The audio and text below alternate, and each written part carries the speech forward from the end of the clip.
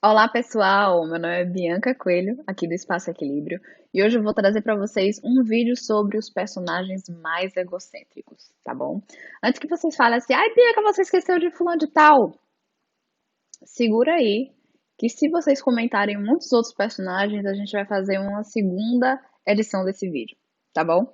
Aqui eu trouxe alguns personagens que, inclusive, vocês me falaram nos stories do Instagram, e alguns outros também que eu já tinha identificado que são extremamente egocêntricos, e a gente vai bater um papo sobre eles, tá ok? Vamos lá! Primeiro da lista, inclusive foram vocês que falaram desse personagem pra mim. Ele nem tinha entrado na minha lista, que foi o Gaston, da Bela e a Fera.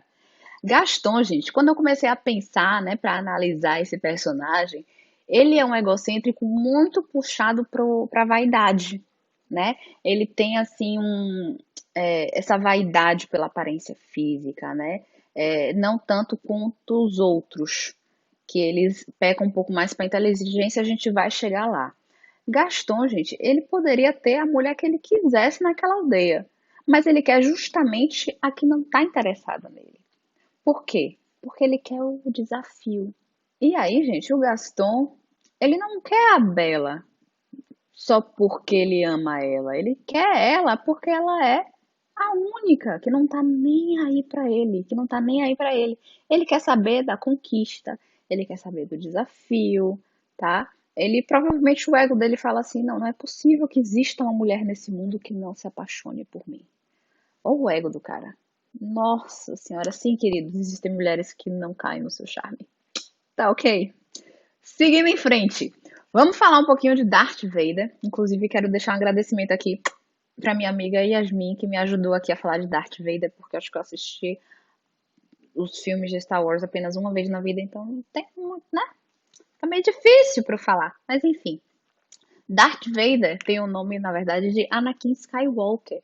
E um dado sobre ele que eu não lembrava é que ele não tem um pai, mas não é o pai assim de uma figura, né? Ah, o genitor dele foi embora e ele cresceu sem pai. Não, ele não tem genitor.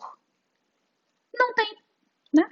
Então é engraçado que existe essa analogia entre o Anakin Skywalker e o próprio Jesus Cristo, porque ele meio que foi criado ali de uma mulher virgem. Que na verdade a mãe dele, vou dar uma lida aqui porque eu não lembro desse detalhe aqui não. A mãe dele criou ele a partir da energia Jedi. Sabia nem que isso era possível. Mas, enfim. E aí, a mãe dele, tanto ele, eram escravos, né? Parece que ele teve uma infância muito difícil, mas ele era muito inteligente. E aí eu quero que vocês guardem essa palavra, inteligência. A gente vai voltar para ela. E aí, por conta dessa inteligência dele, ele gostava muito de eletrônica, construía naves, ele começou a chamar a atenção de algumas pessoas, de algum mestre que agora eu esqueci o nome, um mestre Jedi, né? E ele começou a ser treinado para ser um mestre Jedi também. Só que a filosofia Jedi é baseada muito no altruísmo, né? No lado positivo da força. E ele não tinha isso dentro dele, ele tinha muito ódio dentro dele. Então era muito difícil ele se conectar com a missão e a premissa de ser um Jedi. E aí o que é que acontece? Ele é seduzido, né? No final das contas, ele acaba sendo seduzido pelo lado escuro da força com uma promessa de poder. Então guardem também essa palavra aí, poder. Indo agora para um outro personagem, nesse vídeo vai ficar enorme, meu editor vai me matar. O outro personagem que eu pensei aqui que poderia trazer muito essa questão egoica, egocêntrica pra gente trabalhar é o Voldemort. De Harry Potter não pode faltar. É o meu patrono aqui lindo, maravilhoso, me protegendo. É engraçado que, novamente, o que é que acontece com Voldemort? Voldemort, ele é um produto de uma poção do amor. Então, assim, a mãe dele tinha uma obsessão, na verdade, ela não, a gente não pode chamar aquilo de amor, ela tinha uma obsessão pelo pai do Voldemort. E aí ela se utiliza de uma poção, né, para encantar o pai de Voldemort e aí acaba engravidando dele, tendo o filho, tendo o Voldemort. E aí esse é Essa é a origem dele. Ele nasce de uma relação fabricada, que não existe amor naquela relação. E então isso já é um ponto muito interessante na história de Voldemort, para mostrar de onde ele vem, por que que ele é a pessoa que ele é. Então, desde criança, falta muita empatia. Os atores, então, interpretaram isso perfeitamente. O ator que fez ele criança no filme, maravilhosamente bem. Falta empatia nele, desde o início, e a gente pode até caracterizar o tipo psicológico dele como perverso, né? Bem complicado. E, de novo, Voldemort ele é recrutado por Dumbledore para ir para Hogwarts. Olha como a história se repete. E ele é muito inteligente, ele se destaca muito na na escola, pela sua inteligência, pelo seu potencial, mas, de novo, ele acaba sendo levado, né, por esse lado um pouco mais escuro, né, que no caso de Hogwarts acaba sendo a magia negra. E, e aí o que é que acontece com ele? O que é que acontece com o ego dele? Ele fica tão obcecado que ele quer ser tão grande, o tão maioral, né, o tão fodão da história, que ele não quer qualquer varinha, amor. Ele quer a varinha das varinhas, a varinha mais poderosa que existe no mundo bruxo, entendeu? A varinha, qualquer varinha assim, é pequena demais para ele. Ele precisa da varinha das varinhas, né? Ele quer ser tão assim que ele não quer que a morte, por exemplo, seja maior do que ele. Ele quer driblar a morte. Então ele vai lá, ele faz as Horcruxes. Então tem muito disso na personalidade do Voldemort. Ele quer ser o maioral, ele quer ser o dono ali da toda, entendeu? E bota um pi aí porque eu acho que eu não posso xingar, não. De novo, Voldemort, quando ele, lá na adolescência dele ainda, ele vai encontrar o pai dele e ele acaba matando o próprio pai. Vamos seguir em frente para o nosso próximo personagem, que vocês também trouxeram para mim lá no Instagram. Quando eu perguntei, muitos de vocês falaram de Lucifer, da série Lucifer. Eu não assisto essa série, então fica muito difícil para mim falar do personagem da série, tá certo?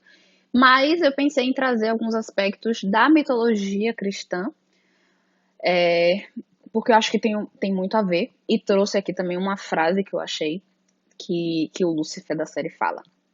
Então, como é que a gente pode pensar nessa questão da mitologia? E aí, gente, segundo a mitologia cristã, diz o seguinte, que o pecado maior de Lúcifer foi se deixar levar pela beleza dele, pela alta hierarquia dele entre os anjos, subir a cabeça. Subiu tanto a cabeça dele que ele queria se igualar ao próprio Deus ou até ser mais poderoso do que Deus. E aí começou a porradaria, né? E, e ele chegou também, ele conseguiu tanto conquistar, né, ludibriar, digamos assim, outros anjos, que ele conseguiu convencer cerca de um terço dos outros anjos a seguirem ele e não Deus. E aí vem toda a história dos anjos caídos. E aí o que é que eu achei interessante? Na série Lúcifer, ele fala a seguinte frase: Deus me fez seu anjo mais bonito e inteligente para depois me castigar pela minha perfeição. Olha o ego dessa criatura.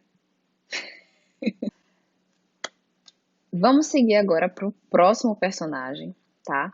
Ele. Ele. O gênio, bilionário, playboy e filântropo. Ele mesmo, gente. É o Tony Stark. Não podia faltar nessa lista. Ele tem, eu trouxe aqui algumas frases, gente, mas de novo eu vou acabar me repetindo. Eu também não quero, assim, contar a história de Tony Stark aqui pra vocês. Mas ele, né, se acha só um pouquinho. E, e tem uma outra frase dele que eu acho muito engraçada também. É quando perguntam pra ele, ele chega falando um monte de coisa, um monte de termo de astrofísica nuclear, se eu não me engano. Chega falando um monte de coisa e aí uma outra personagem fala assim: Vem cá, Tony, quando é que você virou perito em astrofísica nuclear? Aí ele, com toda a arrogância e petulância dele, fala ontem. De novo, gente, ó, olha os pontos que aparecem em Tony Stark. Arrogância, extremamente inteligente, né? Dinheiro e poder, tá? São esses 4 pontos que eu quero deixar também com vocês, que olha como isso acaba permeando aí os outros personagens também. Por fim, eu quero terminar com o meu queridinho.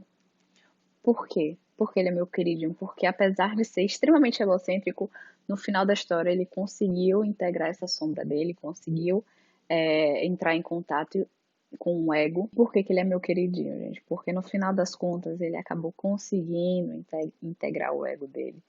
E se você ainda não assistiu, recomendo muito que você assista Doutor Estranho. Mais um filme da Marvel aqui pra vocês. Ele era um neurocirurgião. De novo, olha aí o ponto de novo. Muito inteligente. Muito inteligente. E aí tinha essa de ser o melhor, né? De ver o que os outros não viam. E isso acabava subindo um pouco para a cabeça dele. Ele acaba tendo um acidente, onde as mãos dele são extremamente prejudicadas por esse acidente de carro. E aí, quando ele acorda da cirurgia, a colega médica dele fala assim: a gente fez tudo que a gente podia fazer, ninguém poderia ter salvado suas mãos. E ele, na maior arrogância do mundo, responde: eu poderia. Ou seja, ele diz que se ele não tivesse sofrido o acidente, fosse outra pessoa no lugar dele, ele teria salvado a mão, as mãos do paciente. Só que aí ele começa, a gente, a fazer uma jornada, e para mim essa é o grande diferencial de Doutor Estranho, que apesar de toda essa arrogância, de toda essa petulância, desse ego extremamente inflado dele, ele faz uma jornada. Primeiramente, é uma jornada externa, né? Ele chegando lá no Nepal e conhecendo a anciã, ele é convidado a fazer uma jornada interna, onde ele é convidado a aprender sobre diversas coisas. Tem uma cena que eu acho muito legal quando ela mostra uma imagem dos campos energéticos e mostra os chakras para ele e ele zomba dela. E no final ele acaba virando um dos mestres lá do que eu esqueci o nome. Mas enfim, assista Doutor Estranho, é muito bom. Ele ainda continua, se você assistir os outros filmes, ele ainda continua tendo esse tom assim na personalidade dele. Não vou dizer assim que ele transcendeu e virou o personagem mais humilde deste mundo, não mesmo. Mas ele fica mais consciente, tá? E é isso que eu queria deixar com vocês. 3 coisas me chamaram a atenção, tá? Por isso que eu pedi durante esse vídeo para que vocês ficassem com alguns pontos na cabeça, porque esses pontos me chamaram muita atenção quando eu estava construindo o roteiro, que são como a maioria desses vilões são vilões ou anti-heróis. Perceberam, né? Porque até o Tony Stark, por mais que ele seja um herói, ele é quase um anti-herói, principalmente lá nos primeiros filmes dele. Enquanto todos os outros aqui, né, tirando os da Marvel, todos os outros são vilões. Então percebam como o ego tá ligado, né, a essa parte mais negativa, né, a esse lado mais obscuro da nossa sombra, talvez. Então, esse é um ponto que eu quero deixar com vocês. O outro ponto também que me chamou muita atenção foi como a maioria desses personagens tem relações conflituosas com os seus pais ou com as figuras paternas.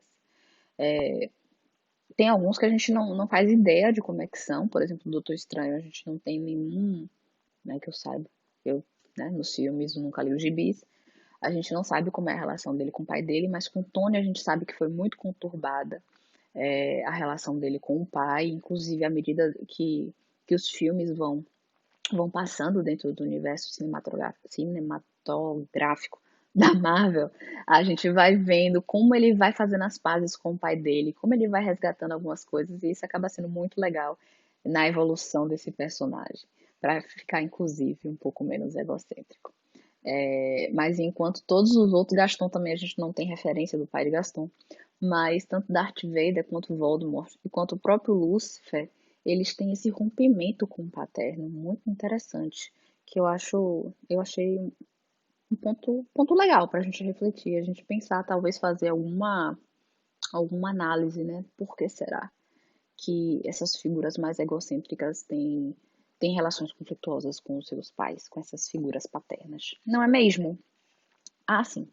O terceiro ponto que me chamou a atenção é a inteligência. Percebam que em quase todos que eu mencionei aqui, eu falei que eles são muito inteligentes e são mesmo. A inteligência, eu acho que ela está muito ligada também à questão da vaidade do Gaston. Só que a vaidade do Gaston estava na beleza, enquanto que a vaidade dos outros personagens está mais ligada à sua inteligência.